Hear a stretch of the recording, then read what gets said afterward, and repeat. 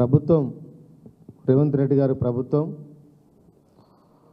Group 1 విషయంలో చాలా తప్పిదాలు చేసిందని చెప్పి హైకోర్టు చాలా స్పష్టంగా చెప్పింది.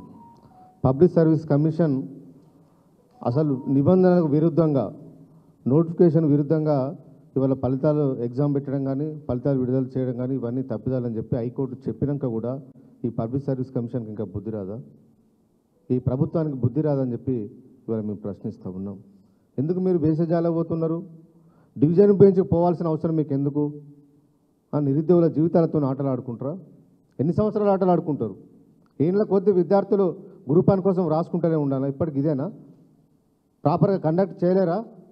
కండక్ట్ చేయకపోతే చెప్పండి, యూపీఎస్సీకి రాయండి. మేము చేయలేము, రాష్ట్రంలో పబ్లిక్ సర్వీస్ కమిషన్ ద్వారా మేము కండక్ట్ చేయాలని చెప్పే ఆపననే చేయండి.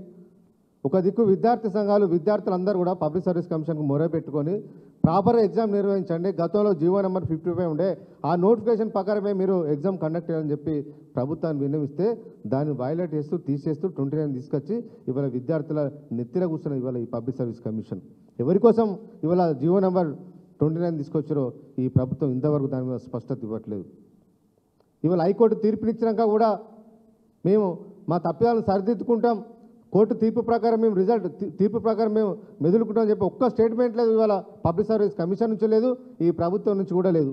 దున్నపోతు మీద వానబడ్డట్టే ఈ ప్రభుత్వం పెద్దలు ఇవాళ వేరుస్తున్నారు తప్ప వాళ్ళకు ఉలుకు లేదు, పలుకు లేదు.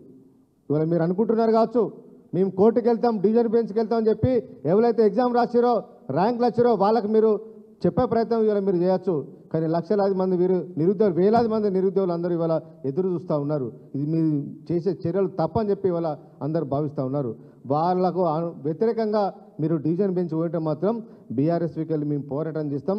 ఈ రాష్ట్రంలో నిరుద్యోగులందరినీ వివిధ సంఘాలను అన్ని రాజకీయ పార్టీలను ఏకం చేసి ఖచ్చితంగా ఈ ప్రభుత్వం మీద మేము పోరాటం చేస్తాం.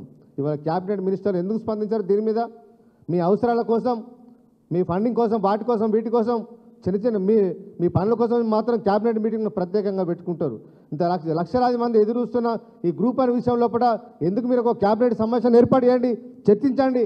హైకోర్టు తీర్పు ఏ విధంగా ఉందని చెప్పి ఏజీని పిలుచుకొని మీరు అవగాహన తెచ్చుకొని మాట్లాడండి. అవన్నీ ఏం చేయకుండా కాలయాపన చేసే ప్రయత్నం చేస్తే మాత్రం నిరుద్యోగులు ఎవరు ఊకోరని చెప్పి ఈ సందర్భంగా ప్రభుత్వాన్ని హెచ్చరిస్తూ ఉన్నాం. అన్ని విద్యార్థి సంఘాలను ఏకం చేస్తాం, ప్రభుత్వానికి వ్యతిరేకంగా పోరాటం చేస్తాం. ఎగ్జామ్ కండక్ట్ చేసేవారు కూడా మా పోరాటం ఉంటుంది. ఈ రాష్ట్రంలో అన్ని విద్యార్థి సంఘాలను నిరుద్యోగులను కలుపుకొని ఈ ప్రభుత్వం మీద మేము పోరాటం చేస్తాం. మంత్రులు మీరు ఎవరు తిరగలేరు మీరు అనుకుంటారేమో, పోలీసులను పెట్టుకొని మేము తిరుగుతాం మాకేం కాదని చెప్పి ఇవాళ ఈ రాష్ట్రంలోని క్యాబినెట్ మినిస్టర్ అనుకుంటారు కావచ్చు. ఖచ్చితంగా అడ్డుకొని తీరుతాం. మిమ్మల్ని ఎవరి గ్రామాలలో తిరగనీయం. రేపు స్థానిక సంస్థల ఎన్నికలు వచ్చినా ఏదొచ్చినా శంకుస్థాపన కార్యక్రమాలకు వచ్చినా అభివృద్ధి కార్యక్రమాలకు వచ్చినా కూడా గ్రామాలలో తిరగకుండా మీ వెంటబడి మిమ్మల్ని 60 రోజులు వస్తాయని అనే విషయాన్ని ఇవాళ మినిస్టర్లు అందరూ ఇవాళ గుర్తుంచుకోవాలి. కాబట్టి ఇప్పటికైనా మీరు బేసిజాలు ఇవ్వకండి. ప్రభుత్వం ఉన్నది ప్రజల కోసం, విద్యార్థుల కోసం కాబట్టి వాళ్ళని దృష్టిలో పెట్టుకొని మీరు నిర్ణయాలు తీసుకొని మళ్ళీ ఎగ్జామ్ కండక్ట్ చేసి లక్షలాది మంది ఎదురు చూస్తున్న విద్యార్థుల కోసం మీరు సరైన నిర్ణయం తీసుకోని చెప్పి ఈ ప్రభుత్వాన్ని మేము హెచ్చరిస్తూ ఉన్నాం. Thank you.